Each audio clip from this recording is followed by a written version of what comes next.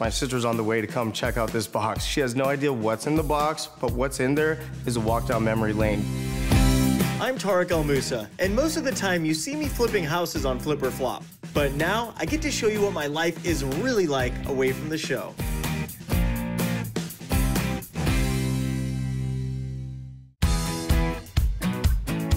So you know when you move and you find so many different random boxes and you just have no idea what's in those boxes? Well, that happened to me. So I found this box full of a bunch of photos of me and my family, and my sister's actually on the way right now to come over and check them out. You ready for this? Yeah, what do you have? Oh, I have so much good stuff. Okay, so I only looked at a few of these photos because they were really, really funny. So I haven't seen all of them, so we're about to check these out right now. Okay, cool. This first photo, oh my gosh, me and Brayden are twins. Oh, total twins. Oh, you were so cute until you started, like, talking and doing obnoxious things. Check this out. I have a mullet. This isn't me and you, is it? Yes, that is. Oh my God, look at, see, look at, we were nice to each other for one brief moment as children. Oh my gosh. What is it? Let me see. Actually, you do actually look like the clown from It. Oh, gosh, I do.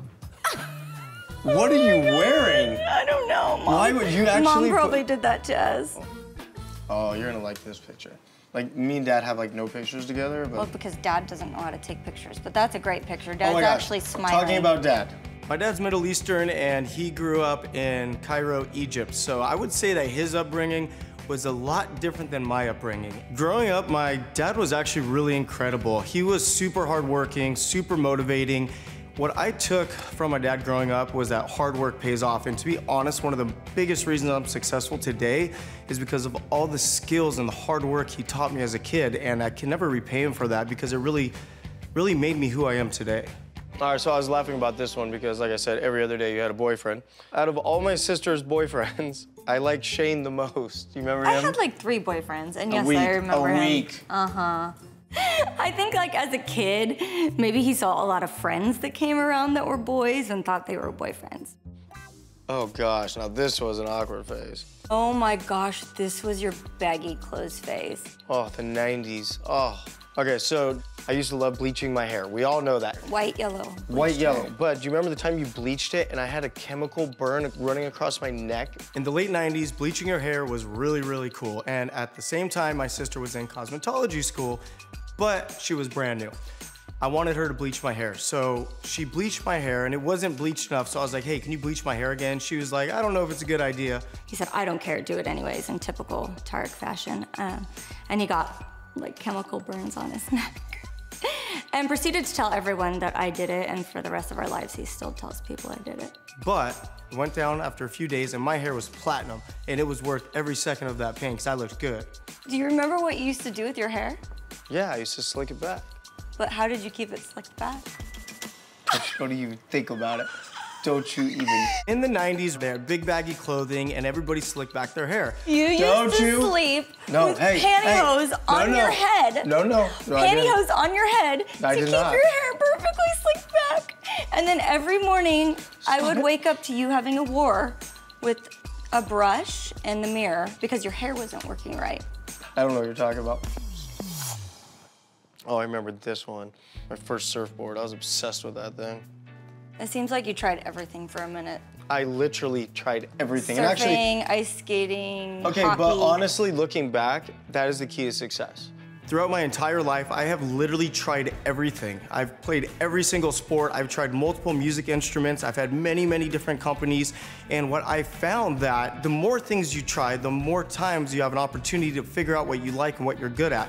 And I always say, if you want to be successful in something, you have to love what you do. And if you don't try doing a whole bunch of different things, you might not find that thing that you love. Oh, my love of my life. Aw, Taylor. We call her Tarika. You do call her Tarika. She is a mini. She is a mini you. She's a mini me. Oh, I love this photo.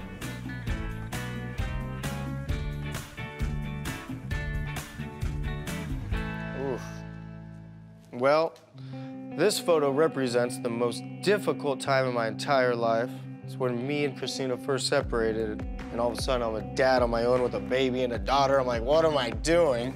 That was a rough time. It was a rough time. You know, when the divorce happened, and next thing I find out is I'm a single dad, everything changed. I mean, I was brushing hair and trying to figure out where bow ties were and shoes were and giving baths, and it was very stressful at first, but now it's actually the most rewarding part of my life is being that single dad. Ooh, this was another difficult time in my life. This is when I was going through thyroid cancer. Remember, my whole body would swell up? Yeah. In 2013, there was a viewer out of Texas who was watching my show Flip or Flop, and they sent the production company an email. And it pretty much said, hey, I'm watching the show, and Tarek has a big nodule on his neck that he really needs to get checked out. The second I got that email, I got scared, and I made an appointment to go to the doctor. I had a biopsy done on my thyroid, and they thought the best thing to do would be to go for exploratory surgery. I remember getting a call from my mom saying he was supposed to be in there for an hour, and it's been 5 hours, and I'm getting really worried. And then my heart started kind of sinking, like, this isn't normal. I found out I had cancer the second I woke up. I remember I was looking up, Christina was looking down over me just bawling, and I remember saying, I have cancer, don't I? And she was like hyperventilating, and she said, yeah. It was hard, you know, because you see somebody that you love go through pain and suffering, and, you know, to see my mom so stressed out, my dad, and Christina, it was really hard to experience that. Well, I'm glad we're doing this because I'm expressing myself, and like I played it off like it was nothing, and I never shared how I felt or my emotions because, you know, I hold things in. Yeah.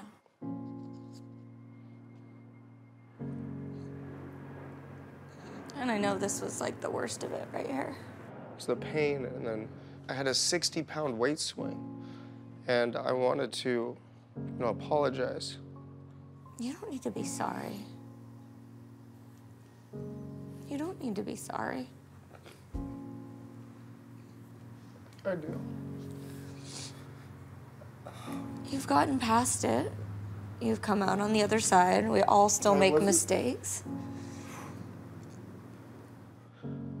I wasn't a good brother, son, husband, father.